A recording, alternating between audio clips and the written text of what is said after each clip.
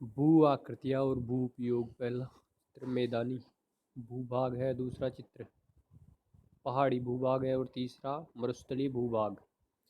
तीनों भूभाग में भूमि उपयोग में अंतर देखा जा सकता है।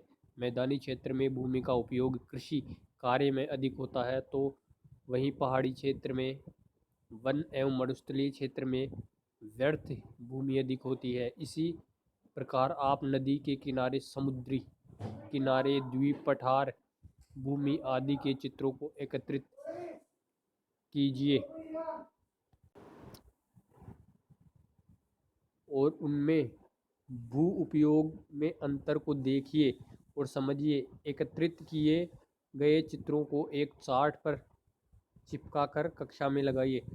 कुछ उद्योग, आवास, परिवहन आदि कार्यों का विकास पर्वतीय क्षेत्र की तुलना में मैदानी क्षेत्रों में आसानी से हो जाता है। पठारी और पर्वतीय भूभाग असमतल होते हैं, इसलिए यहाँ मानवीय क्रियाकलाप का कम विकास हो पाता है। इन्हीं प्राकृतिक परिस्थितियों के कारण पर्वतीय, पठारी एवं मरुस्थलीय भूमि पर कम जनसंख्या पाई जाती है। पर्वतीय भूमि का उपयोग सुरक्षा, पर्यटन, वन, चारागाह विकास हेतु अधिक होता है। भूमि उपयोग में परिवर्तन। किसी क्षेत्र का भूमि उपयोग मुख्यतः वहाँ किए जाने वाले आर्थिक क्रियाकलापों पर निर्भर करता है।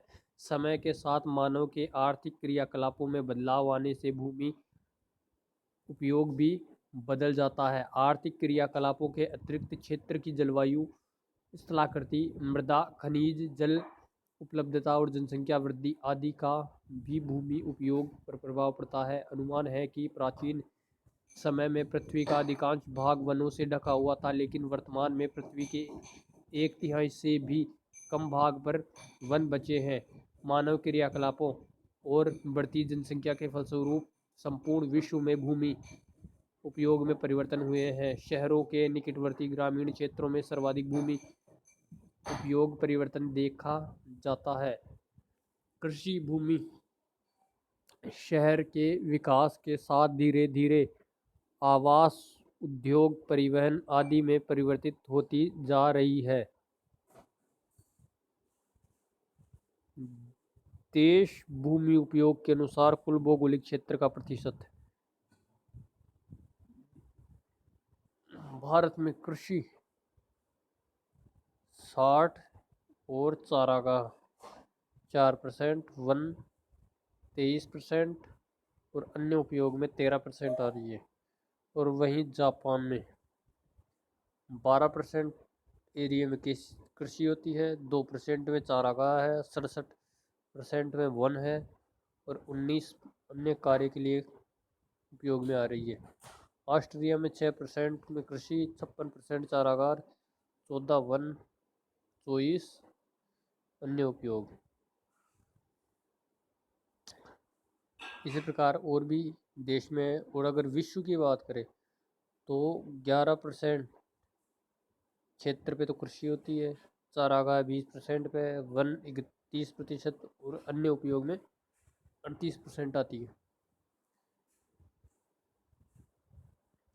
मरुस्थलीय एवं दलदली भूमि की उपयोगिता में भी परिवर्तन हो रहा है। पश्चिमी राजस्थान में इंदिरा गांधी नहर से मरुस्थलीय भूमि में व्यापक भूमि उपयोग परिवर्तन हुआ है। जो भूमि पहले बेकार पड़ी रहती थी, वर्तमान में उसी भूमि का उपयोग कृषि, उद्योग, नहर, परिवहन, खनन और सौर ऊर्जा एवं पवन ऊर्जा संयंत्र लगाने आदि में किया जा रहा है। यह भूमि उपयोग परिवर्तन का एक प्रत्यक्ष उदाहरण है।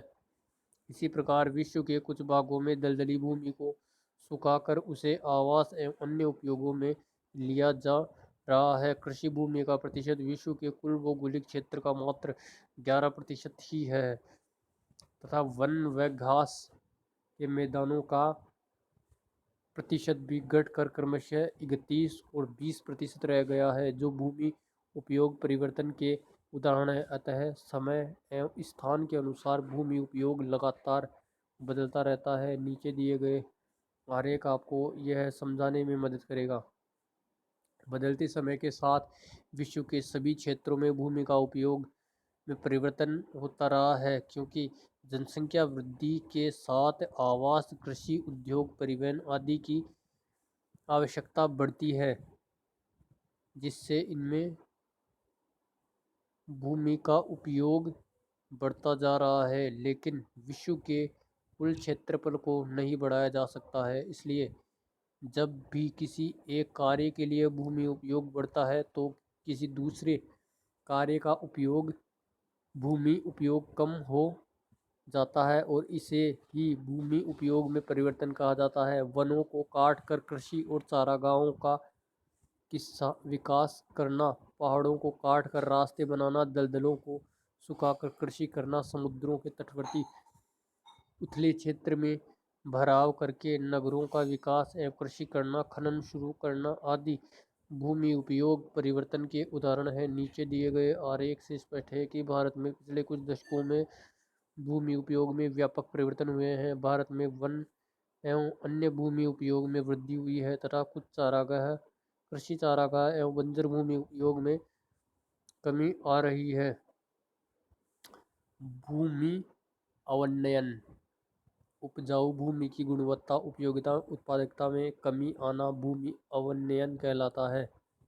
इसे भूनिम्नीकरण या भूमि की गुणवत्ता में कमी भी कहा जाता है। भूमि अवनयन प्राकृतिक व मानवीय दोनों कारणों से होता है, लेकिन मानवीय कारणों से होने वाला भूमि अवनयन वर्तमान में चिंता का विषय है। मानचित्र से स्पष्ट है कि विश्व का अधिकांश भाग मानव द्वारा भूमि के अविवेकपूर्ण उपयोग एवं अत्यधिक दोहन के कारण भूमि अवनयन की समस्या से ग्रसित है। ऐसी भूमि का उपयोग लगातार कम हो रहा है। इससे कृषि, वनस्पति एवं मानव विकास पर प्रतिकूल प्रभाव पड़ रहा है। मानचित्र में भारत की भूमि अवनयन की स्थिति को देखिए। सामान्यतः भारत में भूमि अवनयन की समस्या देखी जाती है। आगे दिए गए मानचित्र को देखकर बताइए कि विश्व में किन भागों में भूमि अवनयन अधिक है तथा किन भागों में कम है। भूमि अवनयन के कारण मृदा अपरदन, मृदा में लवणता वृद्धि, अत्यधिक खनन, वनों की कटाई, मरुस्थलीकरण, अति पशुचारण, विकासात्मक कार्य, अत्यधिक सिंचाई, नहरी जल का रिसाव, शहरी ठोस कचरा, औद्योगिक अपशिष्ट, रासायनिक खाद और कीटनाशकों का उपयोग आदि।